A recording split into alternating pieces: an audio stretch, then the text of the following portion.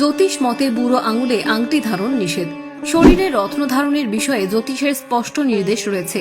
কোন আঙুলে কোন রত্ন ধারণ করা উচিত তা জ্যোতিষে বিশদভাবে উল্লিখিত। গ্রহরত্ন ধারণের উপায় সাধারণত তিনটি। 1. তাবিজ কবচ মাদুলি হিসেবে রত্নকে কণ্ঠে ধারণ করা। 2. তাবিজ কবচ মাদুলি বাহুতে ধারণ করা এবং তৃতীয়ত রত্নকে আংটিতে বসিয়ে তা আঙুলে ধারণ করা। কিন্তু জ্যোতিষশাস্ত্র মতে যেন তেন প্রকারেণ বাজার থেকে রত্ন কিনে তাকে আংটিতে বসিয়ে যে কোনো আঙুলে ধারণ করা যায় না। রত্নের যেমন শ্রেণীবিভাগ রয়েছে তেমনি কোন রত্ন কোন ধাতুতে ধারণ করতে হবে তার নির্দেশও রয়েছে।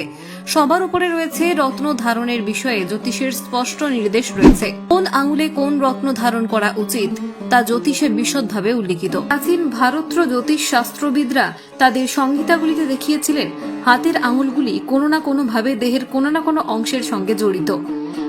একটি আঙুল মস্তিষ্কের একটি এলাকাকেও নিয়ন্ত্রণ করে, ফলে হরমোন ক্ষরণের অনেক কিছুই আঙুলের ওপরে নির্ভরশীল। অনামিকা, মধ্যমা, তর্জনী এমনকি কনিষ্ঠাতে আংটি পরার নির্দেশ থাকলেও বৃদ্ধাঙ্গুষ্ঠ বা বুড়ো আঙুলে আংটি পরা তথা রত্ন ধারণকে কঠোরভাবে নিষিদ্ধ বলে ঘোষণা করে জ্যোতিষ সংহিতাগুলি। এই নিষেধের পেছনে নাকি একটা গুরুত্বপূর্ণ কারণ রয়েছে। প্রাচীন শাস্ত্র অনুযায়ী মনে করা হয় বুড়ো আঙুলের সঙ্গে মস্তিষ্কের যে অংশের লেনাদেনা রয়েছে সেখান থেকে সুখানুভূতির হরমোনগুলি নিঃসৃত হয় এবং এই আঙুলটি শুক্র গ্রহের সঙ্গে জড়িত। শুক্র বা ভেনাস প্রেমের বিষয়কে নিয়ন্ত্রণ করে। এই আঙুলে যে কোনো ধাতব স্পর্শ এই বিশেষ হরমোনের ক্ষরণকে ব্যাহত করে, জীবন থেকে সুখ উদ্বাহিত হতে পারে। সেই কারণে বুড়ো আঙুলে আংটি অথবা অন্য কোনো রকম অলংকার ধারণ নিষিদ্ধ। শ্রী মলয় কৃষ্ণ গোস্বামী।